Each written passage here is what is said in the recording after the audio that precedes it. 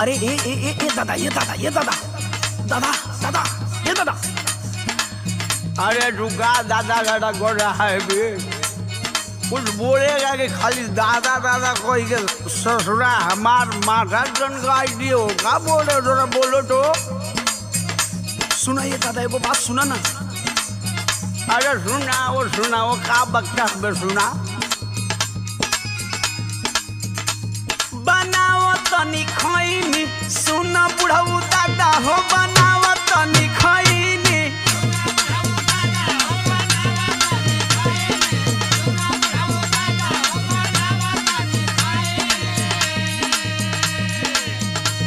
अरे बता तोहर वाली बड़ की चुनौतियाँ का भयल दे।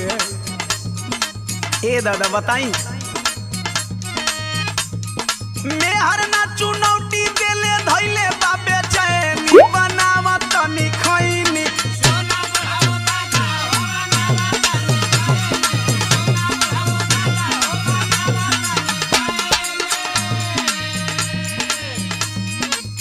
यहाँ का अर्थ हुआ हो?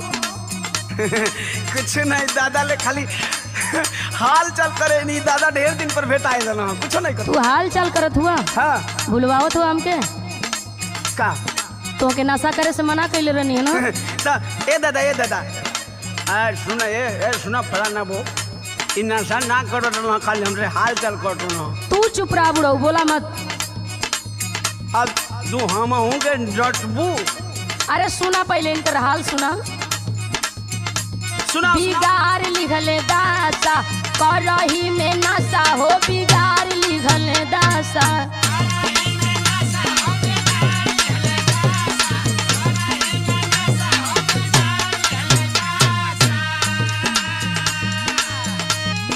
हीरो जैसन लागत रहला हो गईला बतासा बिगाड़ लिहला दासा।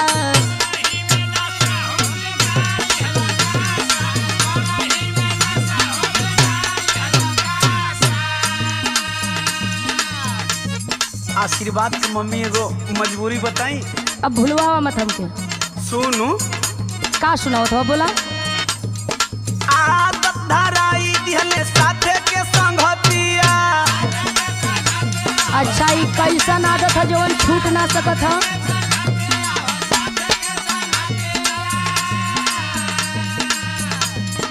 का कहीं रानी अब छूटे ना आदतिया।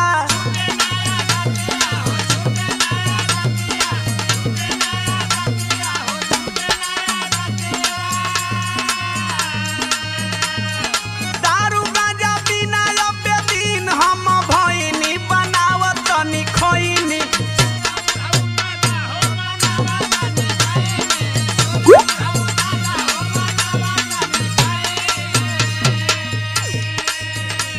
सुनो हाँ बोलो।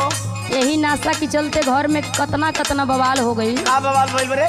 सुनो का सुनाओ तो। नशवे के चलते लागल घरवा में बखरा। अरे ना हऊ बड़का कमाला ऐसा ना हम क्या लगा देलक। अरे तुम्हार गलत भरम बा।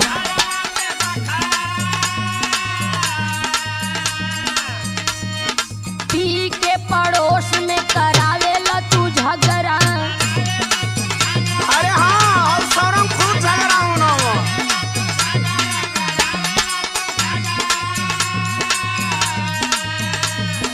दारू गांजा पी के रोटी करेला तमाशा बिगाड़ लिखला दासा।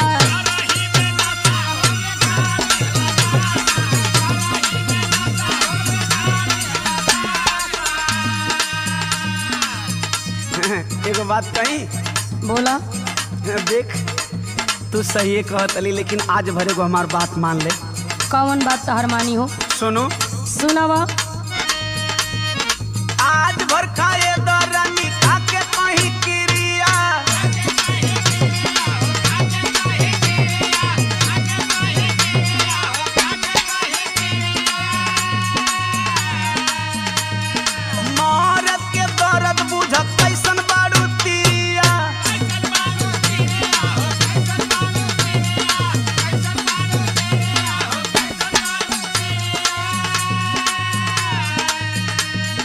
के खूब हम बढ़िया से जाना तनी। का तू का हुआ या का करेला? अरे सुन भरोसा कर। अरे कतनी बार भरोसा कइले बानी। दे सुन अब ऐसे ना मन भी तो हम तोके बतावत तनी। बतावा। हाथावा दीवनवा तोहरा माथावा पे धइनी बनावत तनी खइनी।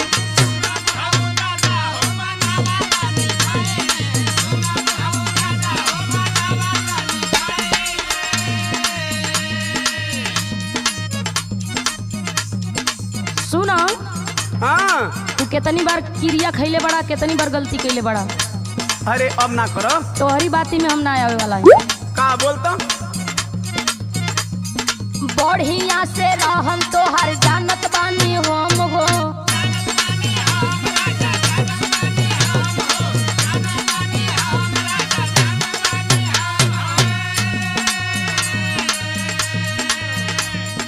रोजो रोजो खाल तू क्रिया कसम हो।